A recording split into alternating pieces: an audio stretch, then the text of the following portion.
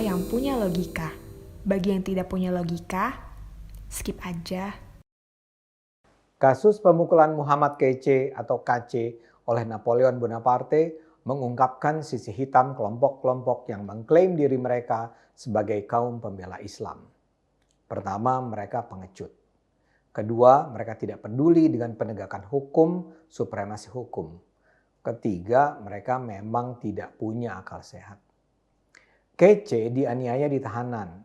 Penganiayaannya dilakukan dengan cara pengecut luar biasa. Napoleon adalah petinggi polisi yang ditakuti oleh para sipir. Tidak ada yang berani mencegah kekejaman yang dilakukannya terhadap Kece.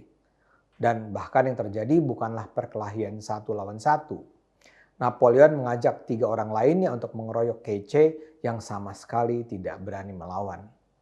Salah satu anggota pengeroyok adalah mantan anggota Laskar FPI yang ditahan karena kasus kerumunan terkait Rizik Syihab. Tak hanya dipukuli, wajah dan tubuh Kece juga dilumuri kotoran. Napoleon sudah menyatakan bahwa dia bertanggung jawab atas tindakannya itu. Setelah menyiksa Kece, Napoleon menulis sebuah surat yang nampak sangat heroik. Tulisnya, "Siapapun bisa menghina saya, tapi tidak terhadap Allahku, Al-Quran, Rasulullah, dan akidah Islamku. Karenanya saya bersumpah akan melakukan tindakan terukur apapun kepada siapa saja yang berani melakukannya." Napoleon bisa bicara apapun, namun itu tentu saja tidak membatalkan kenyataan bahwa tindakannya itu adalah aksi pengecut dan kriminal. Polri sendiri marah dengan kelakuan Napoleon. Tindakan Napoleon berpotensi merusak image positif Polri yang dalam tahun-tahun terakhir sudah sangat membaik. Namun kepengejutan ternyata tak berhenti di situ. Tindakan Napoleon didukung oleh orang-orang yang sama pengecutnya. Novel Bamukmin, wakil sekjen Persaudaraan Alumni 212 dan salah seorang anak buah Rizik, juga menyerukan potensi ancaman kepada orang-orang yang disebut sebagai penista agama seperti saya dan Abu Janda. Dia bilang saat ini penghakiman jalanan terhadap para penista agama yang tidak diproses seperti Sukmawati, Abu Janda, dan saya sangat mungkin terjadi. Mereka bisa saja dieksekusi di jalanan katanya. Di sel saja bisa ada penganiayaan, apalagi di jalanan. Novel jelas bukan sedang khawatir dengan nasib saya dan Abu Janda dan Sukmawati. Dengan mengatakan itu, ia sebenarnya sedang menyuarakan ancaman terhadap kami. Dalam hal Napoleon, Novel juga menyatakan Kece pantas mendapat ganjaran sangat berat, baik di tengah masyarakat maupun di sisi hukum. Menurut Novel, dalam hukum Islam, hukuman bagi penista agama sangat berat. Tidak ada tebusannya kecuali hukuman mati. Muhammad Kece beruntung masih hidup, katanya. Dukungan terhadap Napoleon bahkan disuarakan nama-nama besar. Yusuf Martak, Ketua Gerakan Nasional Pengawal Fatwa Ulama yang dulu dikenal sebagai gerombolan manusia yang ingin memenjarakan Ahok, juga mengungkapkan kekagumannya terhadap Napoleon. Menurut Yusuf Martak, jika merunut dari peristiwa yang terjadi, Napoleon adalah manusia pilihan Tuhan. Yusuf melihat Napoleon sebagai manusia yang ditakdirkan untuk bertemu dengan Muhammad Kece di tahanan polisi. Napoleon bukanlah petinggi ormas yang berjuang bersama umat Islam, kata Yusuf. Dia masuk penjara untuk perkara lain. Namun itu semua adalah bagian dari rencana Allah, karena Napoleon adalah manusia pilihan Allah yang sudah dipersiapkan dan menanti Kece di tahanan. Yusuf kemudian menyatakan Napoleon adalah orang yang beruntung karena telah menjadi manusia pilihan Tuhan. Subhanallah, katanya. Beruntung sekali Napoleon Bonaparte menjadi orang pilihan Tuhan. Selain Yusuf juga ada pengacara Muhammad Rizik, Aziz Yanuar, yang menyatakan mendukung pengeroyokan oleh Napoleon. Aziz bahkan menyatakan Muslim yang waras harus bersikap seperti Napoleon. Ingat ya, Aziz bilang Muslim yang waras harusnya mendukung pengeroyokan oleh Napoleon. Kemudian ada pula Ketua Komite Nasional Pemuda Indonesia KNPI, Haris Pertama, yang secara publik berterima kasih kepada Napoleon.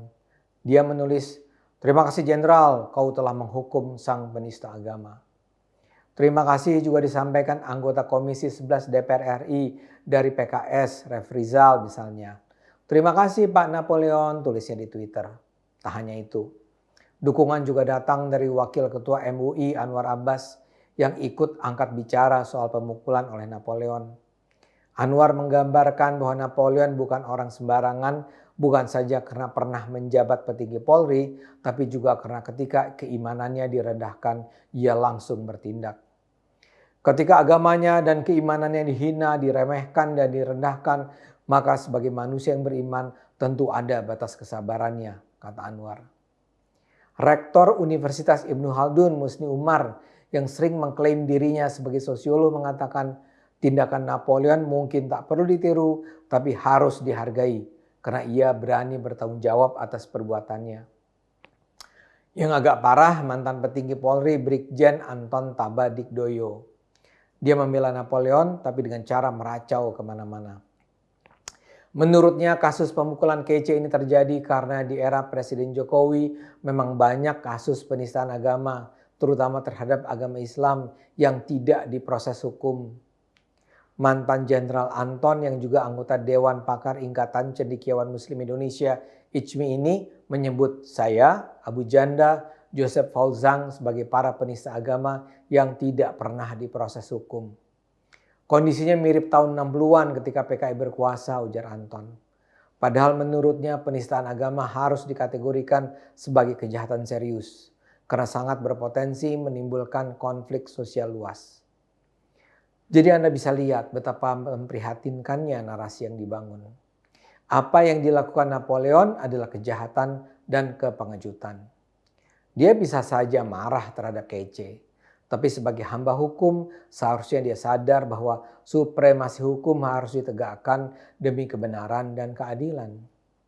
Kece kan sudah ditahan, dia akan diadili, dan dia mungkin sekali akan masuk penjara. Jadi apa hak Napoleon untuk menghukumnya dengan tangan sendiri?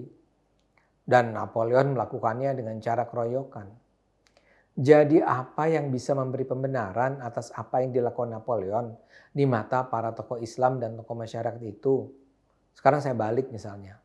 Kalau kece boleh dipukuli oleh Napoleon, bolehkah Rizik dipukuli dan wajahnya dilumuri kotoran karena ia sangat menghina agama lain, sementara penodaan agama adalah kejahatan yang luar biasa? Jawabannya tentu saja tidak boleh. Dan itulah yang seharusnya diterapkan dalam kasus kece. Bagaimana mungkin para tokoh masyarakat itu sedemikian sempit cara berpikirnya sehingga mengeluh-elukan Napoleon? Seperti saya katakan, kasus Napoleon ini membuka mata kita terhadap sisi hitam kelompok-kelompok Islam. Mereka pengecut, mereka tidak peduli dengan supremasi hukum, mereka tidak memiliki akal sehat.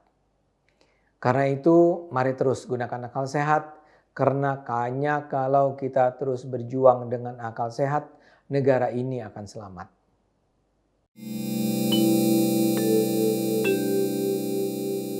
Video ini hanya untuk mereka yang punya logika.